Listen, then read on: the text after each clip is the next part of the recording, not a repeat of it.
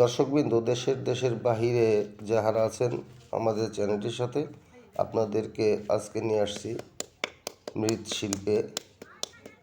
মৃৎশিল্পের কারখানার মধ্যে বিভিন্ন ধরনের খেলনা, পানির কলস, পাটা, পুঁতা, হাঁড়ি পাতিল সমস্ত কিছু তৈরি করা হচ্ছে। আপনাদেরকে দেখানোর জন্য আজকে আপনাদেরকে নিয়ে আসছি মৃৎশিল্প কারখানায়। আমাদের চ্যানেলটির সাথেই থাকুন। এই যে শিল্পী একজন পানি খাওয়ার, এটাকে কলস বলা হয়, ঠিলা বলা হয়, এগুলি এখন প্রায় বিলুপ্তির পথে। ডিজাইন করছে কলসির মধ্যে, কি সুন্দর ডিজাইন করছে।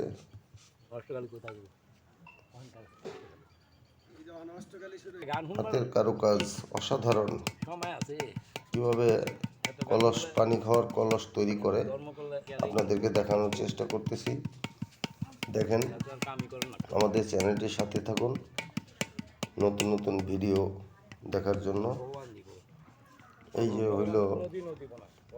যে বিভিন্ন ধরনের মালপত্র, এই খেলনা, বাচ্চাদের বিভিন্ন ধরনের খেলনা, পাটা, এটা হইলো কলসের নিচের অংশ। এই যে তৈরি করতেছে নিচের অংশ, এই যে এখন উপরের অংশ এটার সাথে জয়েন করবে, ওই যে জয়েন করতেছে।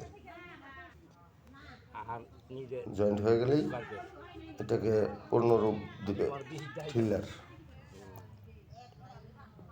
বা কেউ কলসও বলে। নিখুঁত কারুকাজ, অসাধারণ শিল্পকর্ম। আমরা চেষ্টা করতেছি আপনাদেরকে দেখানোর জন্য কিভাবে ডিজাইন করা হয়। এই যে জয়েন্ট করতেছে। এখন জয়েন্ট হয়ে গেলে এরপরে আবার রোদ্রে দেবে।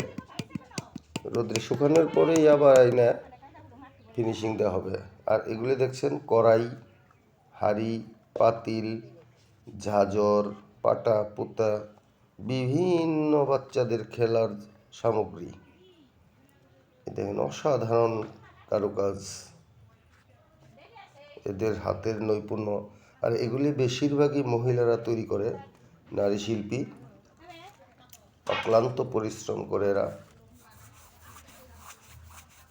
এটা আমাদের আজিজপুর গ্রামের কুমারপাড়া, আপনাদেরকে নিয়ে আসছি।